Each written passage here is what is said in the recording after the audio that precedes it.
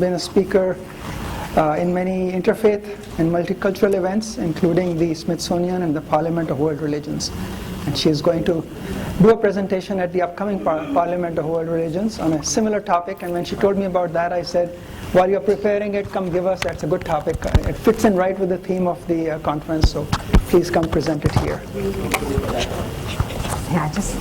She also mentioned Jessi has written some great children's books, and some of you may have seen them. Waheguru ji ਕਾ ਖਾਲਸਾ ਵਾਹਿਗੁਰੂ ਜੀ ਕੀ ਫਤਿਹ ਤੇਰੀ ਮਿਹਰ ਦਾ ਬੋਲਣਾ ਤੁਧ ਆਗੇ ਅਰਦਾਸ ਬੁਲਾਇਆ ਬੋਲੀ ਤੇਰਾ ਤੂੰ ਸਾਹਿਬ ਗੁਣ ਗਹਿਰਾ ਪੰਡ ਜਮੀਏ ਪੰਡ ਨਿਮੀਏ ਪੰਡ ਮੰਗਣ ਵਿਆਓ ਪੰਡ ਹੋਵੇ ਦੋਸਤੀ ਪੰਡੋ ਚੱਲੇ ਰਾਹੋ ਪੰਡ ਮੂਆ ਪੰਡ ਪਾਲੀਏ ਪੰਡ ਹੋਵੇ ਬੰਦਾਨ ਸੋ ਕਿਉਂ ਨਿੰਦਾ ਆਖੀਏ ਜਿਤ ਜਮੇ ਰਾਜਾਨ पंडो ही पंड उपजे पंडे बाज न कोए नानक पंडे बहरा एको सच्चा होए एको सच्चा सोए. A radical call, a revolutionary call, if I may borrow that word from Sangeeta. This was a revolution, not just for gender equality, but much, much more. Guru Sahib, by this call, made women the center of creation, the nucleus of the beginning of everything. According to Professor Puran Singh, a divine sovereignty is conferred upon her. This was what Guru Nanak Sahib did by this Shabad. All of us have heard it, all of us quote it. Everywhere we go, we've heard this. You know, women are great. Guruji said this. This is about women's equality. But I'd like to talk about an aspiration, a vision, and then where we are today. What are the barriers? What are the contradictions? What makes women powerful? What are the enablers? And what holds us back? The call to a new social order basically demanded that women not be subservient to men anymore, whether in marital relationships or in any other social function, because that was in fact the case. Marriage was all about the supremacy of man and the subservience of women, and Guru found that appalling and totally unacceptable. He made marriage an equal partnership. Ek jyot doi murti, tan pir kahiye sir. What does that mean, ek jyot doi murti? Is that just a romantic vision of a candle and a jyot burning? Yes, that is so too. But ek jyot doi murti is all about alignment. Having the same vision, supporting each other, being in tune with each other, being life partners in your social obligations as well as in your spiritual journey. That's what marriage was about. The Panch Jamiyatuk brought about a social reformation in those days. That was radical, that was revolutionary. Women, according to the four-tiered caste system, were at the lowest rung of the ladder. Like the Shudras, no education, no upward mobility. Their life was so not valued. And what did Guru Sahib say? He made them the sisters who called upon each other to go worship together, whereas they were not allowed to enter the temples like the Sudra, because women did not deserve salvation or liberation. You had to be born as a man to be liberated. And Guru Sahib says, Aho paine gal mile, ank sahe ladiyan, milke kare kahaniyan, samrat kanth kiya. Come, O sisters, let's together meditate. Let's form a sangat of sisterhood. Let's evolve the entire mankind. Because you know what? You sisters have the power. You have the spark of divinity. Because you are the nucleus of the creative force. Vaheguru made you the mothers. He made you sovereign. He gave you the power that He did not give to men. What did the Guru challenge by saying all this? Certainly, the traditional role of men and women, establish the dignity of women, which the current religious systems, both Hindu and Judeo-Christian, did not uphold. He tore those apart. He questioned them in a very radical way. He questioned the infidelity of men who did not owe any loyalty to their women, who could have whatever number of women they liked, and society did not question them. Because women did not have the power, did not have the education, did not have any dignity that society accorded to them. Their roles were totally those of being subservient, just serving. There's nothing wrong with serving. But when you serve in a powerless way, yes, there is something wrong with that. Dowry. Dowry was so prevalent. It still is. And what did Guru Sahib say? Hor manmukh daj je rakh dikhlaye, so kood ahankar kach pajo. Dowry is a double-edged sword. It strips away the dignity of the woman, and it gives pride to the giver also. And furthermore, it humiliates the person who receives it. Because then it becomes a transaction of commerce, not of love, not a sacred covenant, but commerce. And Guru abolished that. And he said, no more dowry. So as I am saying all this, I would really like us to hold a mirror to ourselves and see how far we have come from the Guru's teachings, or how stuck we are in the mire from which he tried so hard to pull us out. Nikki talked about the hammer on the stone, right? That hammer has pounded away for 500 years, and we are still stuck. Yes, woman's role is not that of a Sudra, but is she revered? Does she have that full dignity, especially in our Punjabi culture? Is she the queen, the princess the Guru wanted her to be? Does she have a sovereignty? Let's ask ourselves those difficult questions. Sati, why was the woman expected to burn herself on the pyre of her husband? Because her life was not valuable. Because she was another mouth to be fed. It was not worthwhile to feed her after the husband had gone. So they made it honorable to have a woman burn herself. Look at the flipping of the values. To give away your life, to burn yourself alive, to be a sati was a matter of honor. How topsy-turvy was that world?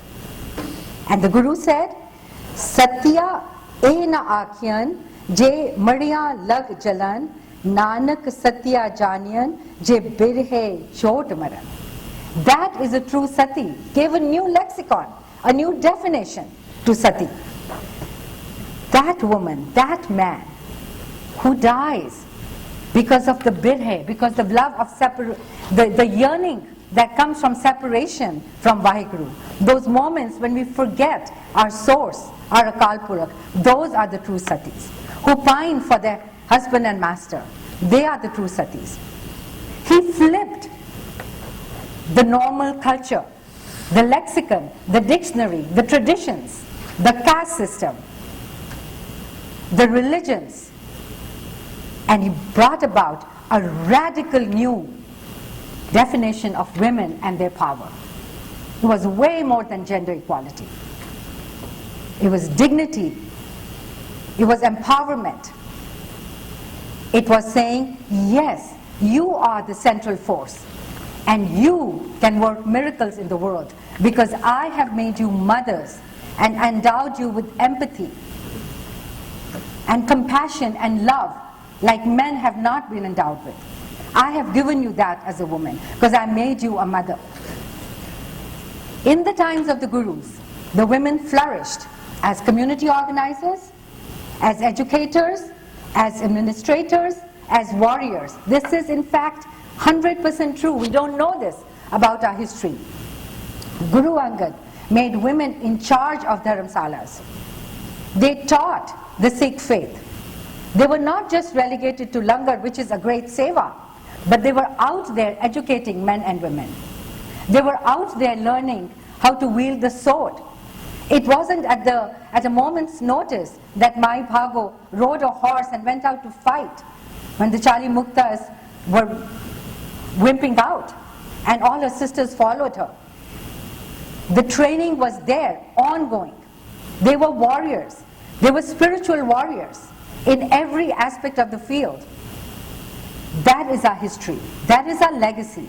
That is our heritage. Are we living up to it ourselves?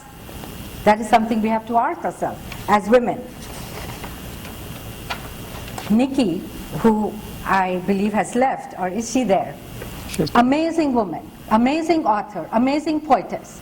What did she do for us as a community, as an author?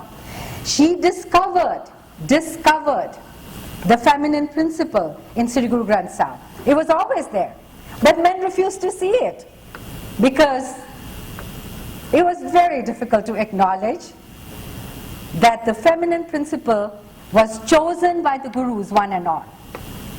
That the metaphor that pleased the Gurus most was the love of a bride for the husband, that is the Akal Purakh. All of mankind is a bride. The Purakh is only one. Nikki saw that and shared that with the world in her amazing book. And the name of the book itself is so beautiful. The feminine principle in the vision of the Sikh transcendent. Wow. The Sikh. Am I distorting it? It's beautiful. The metaphor used of the love of a bride for her husband.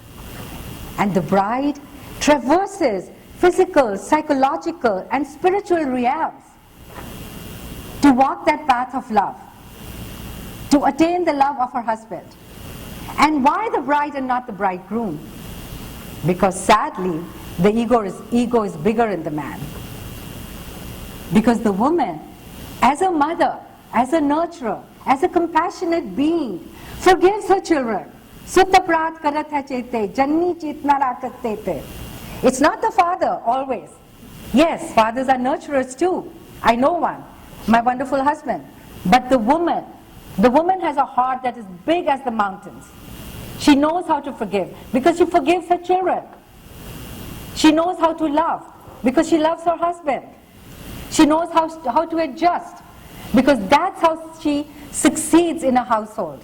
That's how she reigns, through accommodation and adjustment, through love and piety and her own purity. And that's what the Guru saw when he made that metaphor of the love of a bride to conquer the Akal Purakh. It is so powerful. It endows women with so much empowerment. The Guru made Ek Onkar above gender. The traditional picture of God, which again Nikki is teaching us to get away from, and use the nomenclature of Sikhi, the transcendent, Akal Purakh, Nirpau, Meherwan, Sahib. There are hundreds. Let's find our own. Let's embrace our own nomenclature. Nikki, I've started doing that. Thank you. So he moved us away from that image of God in the sky, bearded, reaching out that little finger on the Celestine Chapel and reaching out to Adam. No, that's not our God. Our God is the Nirpau, Nirvad, the light, the Jyot. Our God is shapeless, formless, and one that can be wowed and loved and enchanted by only becoming a woman. That's what the Guru said. And that's the feminine principle that Nikki brought to the Sikh community. So there is empowerment in every word of Vani, in every legend of the Gurus, in every Sakhi, in every story, in every historical anecdote. Where do we get empowerment? It's not a cloak that is put on us. It is not a badge of honor that someone pins on us. It is not a chunni we don on our head. No. Empowerment comes from our faith, from Bani, from our connection with Vaheguru, from knowing what the Gurus wanted us to be and thought we were that already. Our faith gives us empowerment. We don't have to look to any organization. Yes, their support is valuable. Yes, the UN is doing great work, and so are the other organizations. But let us connect to our faith and be empowered through the Bani, through the legacy and the heritage that the Gurus have left us. Let us educate our women, because without that, there is no empowerment. Without economic independence, there is no empowerment. So all you women, make your daughters educated and strong and independent, and let them thrive in economics as well as in their spirituality, so that they need never to put up with any BS from anyone. Because without economic power, there is subservientness, there is slavery. The slaves were not allowed to be educated, had no economic independence, had no property.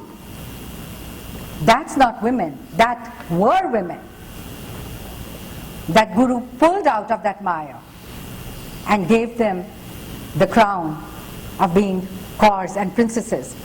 Let them have the decision-making ability. You men, you will be more powerful if you listen to your women.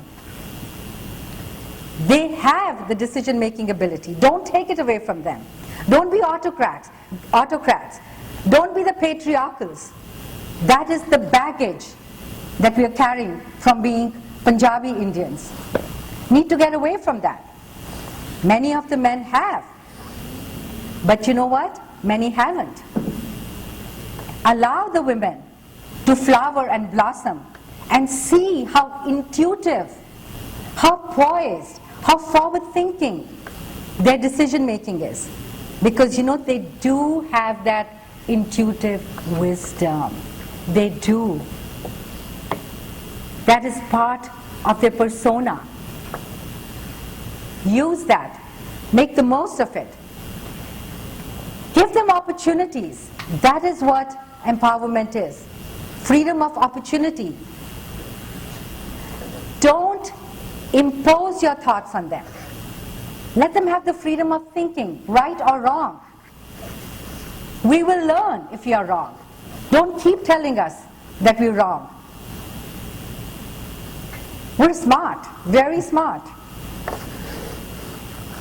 So let women have the freedom of thinking, the freedom of choice, the freedom of opportunity that only comes from education and economic independence. And let women, all of us, create a sisterhood of women. Right now, when women are together doing anything, we're competitive. We don't want to complement each other. We want to be better than the others. Let's not do that. Let's empower each other. I visited a Gurdwara recently in Florida where they said that they formed an entire governing body or board of women, and they fought worse than ever, worse than the men ever fought. They had to put a few men in there to bring some sanity. We want to have those positions of power. Let's not bring each other down. Let's not try to be better than the other one. Give each other opportunities. Embrace each other. Aavo pane gal mile. It's only through embracing each other, empowering each other, complimenting each other truly, not fake compliments. Leave them to Donald Trump when he calls her beautiful. We don't want to be fake. And men, we don't need those fake compliments or anything to do with our looks. Go beyond the looks. Look at the inner beauty. Whatever we are, old or young, there is a light that shines through us. And that's the true beauty. You compliment that, we'll welcome it. We have a voice that needs to be heard. You know what are the prejudices? The biggest prejudice against a woman, and I have heard this from a member of the family. Oh, women are so emotional. So emotional. We are emotional, and that is our strength. We love, we cry, we get hurt, our hearts are broken, but we are resilient. We do wear our heart on our sleeves at times.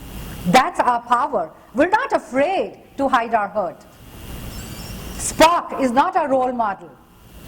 Stoicism is not our religion. We are emotional. And through our emotions, we connect with each other, with our children, with our husbands, with our partners, with the world. So don't tell us we are weak or emotional. Weak, yes. Even Shakespeare, the bard, said, "Frailty, thy name is woman." But you know what? He grew. And you know why he grew? Because he was born after Guru Nanak. And Guru Nanak's light had pervaded the world. Miti thund jag chanan hua.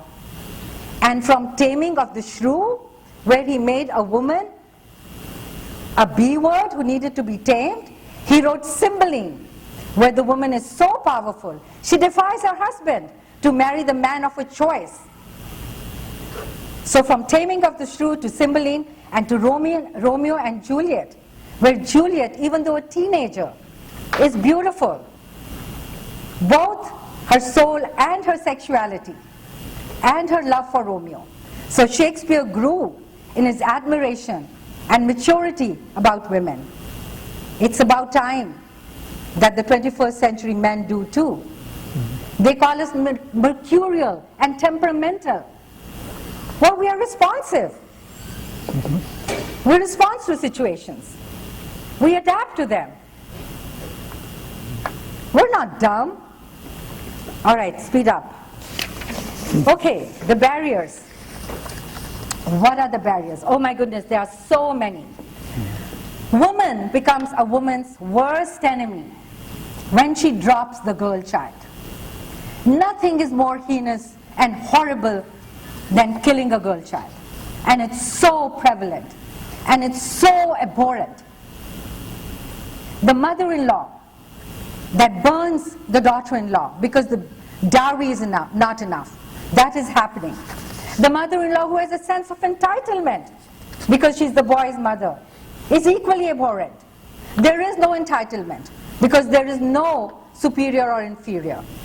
The currency is love, harmony, mutual respect and understanding. Male domination, whether it's overt or covert, whether it's physical or sexual or financial, the violence against women, rape, domestic abuse, victimization in any form, and those who stay silent when they watch it happen are equally to blame. How many times a woman is abused in the family and no one says a word outside? Happening in the community also. In the Gurdwaras, the old boys club that wants to shush everything. Pornography, showcasing women just as objects of sex. Another very important one, devaluing the role of a homemaker. I loved Sheryl Sandberg's Lean In. She's encouraging women to take up their careers and excel in them. And she says if you want to choose to be a homemaker, for sure. Being a homemaker is the most noble and the most laudable and the most impactful of roles a woman can take. So let's never devalue that. Hollywood and Bollywood have both betrayed women. I saw Learning to Drive recently and everybody loved the movie. I cringed when that woman tried to bestow sexual favors on a man and begged him not to leave her. Kick him out! Because he's being disloyal. You want him back by bestowing sexual favors? That's learning to drive? They have done us no favors, the makers of Bollywood and Hollywood. Let's reclaim our power. Let's strengthen our ties with Vaheguru. Reclaim our role as nurturers, compassionate, caring, mothers of the world. We can have it all. We can have it all if men become our true partners. And corporations realize we make better managers. We are better communicators. Our cosmic function is to love, to heal, to shine, and ultimately to bring peace to the world. Don't dictate to us. Don't give us your pity or your crumbs. Just let us be ourselves. We shall overcome our struggles. They have made us stronger. Our stories will have brave and happy endings, and we shall prevail. Vaheguru Ji Ka Khalsa, Vaheguru Ji Ki Fateh.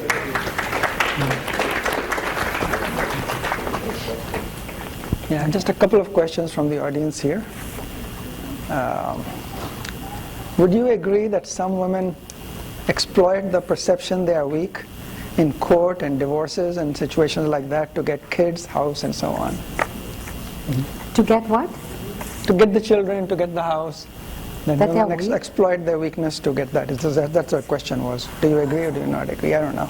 You know, It does happen. divorces are an ugly reality, and both parties play unfairly. That's all I can say. Okay. Really. Okay, next question. What made women subservient to men to begin with? Were there any ancient societies in which men and women were equal? Yes, yes, indeed. Yes, the Vedic society. Woman was strong.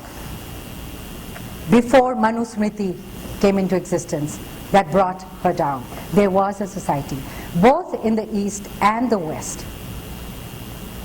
India, however, modern and pre-modern and post-modern, either treats woman as a goddess or makes her a victim through abuse, domestic abuse, and all of that. Guru Nanak and all the other gurus empowered women and gave equal status, but Punjabi culture somehow lost those teachings of the gurus. When do you think this change happened and what caused it? You know, Indian women and Sikh women, Sikh women, were not a homogeneous group. Sikh women, Sikh American women, Sikh Thai women, Sikh Australian women, Sikh German women, the dynamics are different across the world. I think he's talking specifically about Punjabi women, Punjab. So the question was, Punjabi women, when did they become subservient? Yeah, the gurus, he's saying, the gurus empowered them, when did they... We never quite shook off the baggage of the caste system and the women being at the lowest rung of the ladder. We've still not shaken off caste system at so many levels. Okay. It's a baggage we're carrying. We need to become aware of it, that it is a baggage, and it's not part of the Sikh heritage or the Sikh teachings. Okay. That's it? Yeah, that's the only questions we have here. All right. There's one more out there. Okay. Okay. One of the things is why is it in Punjab that who's celebrating boy babies and the girl is born is such a curse? Let's start there. Do you know why? Because we continue to give dowry, devalue women, so that those who cannot afford to give their daughter a hefty dowry shirk from their responsibility as parents and want to get rid of a girl. Kudi hoya te afsos hoya, munda hoya te laddu vando. That is the norm. Because I totally believe that it's because of dowry and those weddings that last 7 days, and where the onus of the expenditure falls squarely on the shoulders of the girl's parents. If I can add something, I think some of it is just a cultural bias and some of it is continued by the women. It's often the mother that wants the children to have only boys and not girls. The mother of the husband or of the wife, both actually, will celebrate when the couple have a boy, and they'll be very disappointed if it's a girl. They make it very obvious and very clear. There's another reason, Ruchi, that you have just reminded me of, the celebration of the boy child, because the boy continues the lineage of the family, whereas the girl ho to paraya tanna duji jagah chale jana hai unne. But that would be something that you'd expect the father to celebrate. And instead, it's the mothers who do that. I don't know why. So women, that's how woman becomes woman's enemy. Yeah. I mean, the mothers, this isn't about individuals just being mean to each other. It's about a whole system. And so when women are young brides and they come into a new family and they're very vulnerable, the only way for them to survive in that context well is to accept the family's system, and so they get caught up in that, and they, if they internalize this sense of lesser worth. I mean, we women do this to each other, like Jessi was saying. Why is it that it's the mother-in-laws that actually become the enforcers of these systems that really hurt all the women? We perpetuate the system. It's because they've internalized this sense of being just less valuable and less important to the family or the community and the society. And I think that, Jessi, because I write a lot about gender and gender equality. I mean, what your point about our devaluing of the work that women do in the home is really a big part of this, because that work is never measured in economy. Here, nobody tells us, if you didn't have your wife to do all of the free cooking and laundry and taking care of children, how much money would you spend to get that work done? That work has no value in our formal economy. So women are seen as really irrelevant to the economy, when in fact they are very important for the functioning of the home and the functioning of the... I mean, if we can start to understand that work is very, very valuable and necessary, I think that people would view their daughters in a different way. Thank you, Sangeeta. I think that there's a ray of hope, as you see. People have started celebrating Lodi for girls in Punjab. So there's a ray of hope. There is a ray of hope. Inshallah. More on education, why this mother-in-law role, mother-in-laws are not educated, and women fitness is being destroyed, and all this is happening, ignorance and lack of education. Wherever education is there, I'm sure mother-in-law would like to welcome their girls and their children. Education is Very, very important. Just I disagree. I asked a question about the divorce and the family law. The reason I did, we're coming to a society where some of the men, some of the fathers are not in the lives because the women will allege, he abuses me, he calls me, he follows me, he stalks me, he does, can't see him, can't exchange the kids, can't do this, can't do that. So kids are being raised. We're just talking about Sikh families, we're talking about every community. I do some family law, I do some criminal, I do some PI. All the communities, a lot of families are being raised without a male figure in the house at all. And I think that's very sad. That's a huge loss. Because your gender is female, you get a pass. No, that's a huge loss. That's a huge loss, because a child needs a mother and a father. It's the pendulum should not swing the other way, but sometimes it tends to, but it'll come back to the center. But really, mother, father, men, women, they are equal partners. They are the two wheels of a chariot. They have to support each other in the social, in the spiritual, in the work life, in just about everything. And I think when women start making more money, they have a chip on their shoulder, and that's not fair either. So I agree with you. It's a huge loss when the dad is not in the family, and that's when the family breaks apart, and that's when the communities and nations fall apart.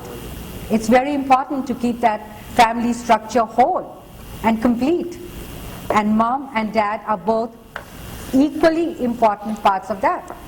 None of what I'm saying is any way to devalue the role of men. Not at all. Anything else? All right. I think that brings us to the end of the... Thank you. So that brings us to the end of the program. I want to thank all of you who came here to join us at the conference, as well as all the speakers. I've been very impressed with every one of the talks, and all the speakers I think did a great job today.